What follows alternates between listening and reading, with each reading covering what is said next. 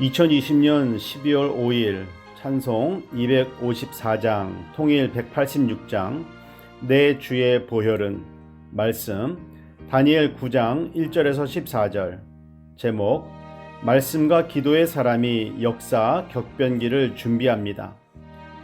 예레미야를 통해 이스라엘이 70년 동안 황폐해지리라 했던 예언이 끝나갈 무렵 다니엘은 그 말씀을 기억하고 베옷을 입고 죄를 덮어쓰고 금식하며 기도합니다.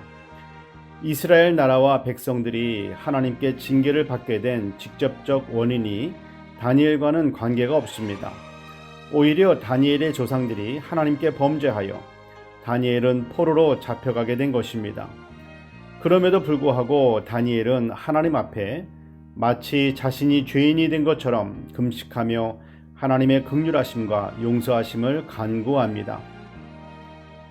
하나님의 백성들이 하나님의 율법을 지키지 아니하며 주의 음성도 듣지 아니하여 하나님께 범죄, 패역, 행악, 반역, 죄, 죄악 등으로 징계를 받았음을 인정하며 공의로우신 하나님께서 징계하심이 합당하며 자신들은 징계받아 마땅한 죄인임을 인정합니다.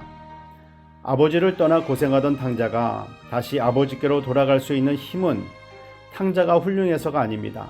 단순히 배가 고파서도 아닙니다. 아버지 집에는 먹을 것이 풍성하며 아버지께로 돌아가 종으로라도 받아달라 하면 내쫓거나 거절하지 않으실 것을 믿었기 때문입니다. 그러나 탕자의 믿음과는 비교할 수 없는 더 크신 은혜가 있었습니다. 종이 아닌 아버지의 아들로서의 회복입니다.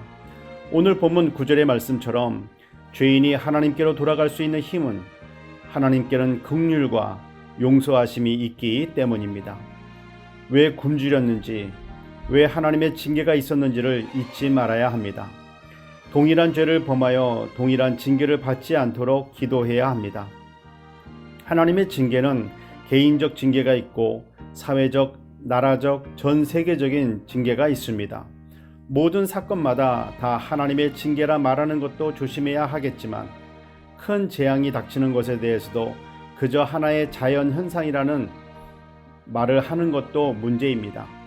그렇기 때문에 믿음의 사람들은 영으로 깨어 하나님의 뜻을 살피고 죄를 돌아보며 회개해야 합니다.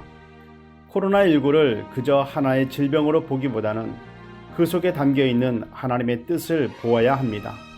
그동안의 형식적인 믿음 생활과 예배 생활에 대해 돌아보고 회개하며 잃어버렸던 감사가 회복되고 그리스도인의 삶과 교회가 정화되어야 합니다. 개인적인 회개와 더불어 공동체에 대한 회개의 모습을 다니엘을 통해 배워야 합니다.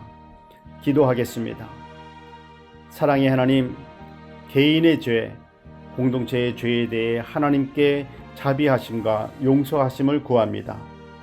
저희들의 죄를 용서하여 주시옵소서. 하나님께는 은혜와 긍휼하심이 있음을 믿습니다.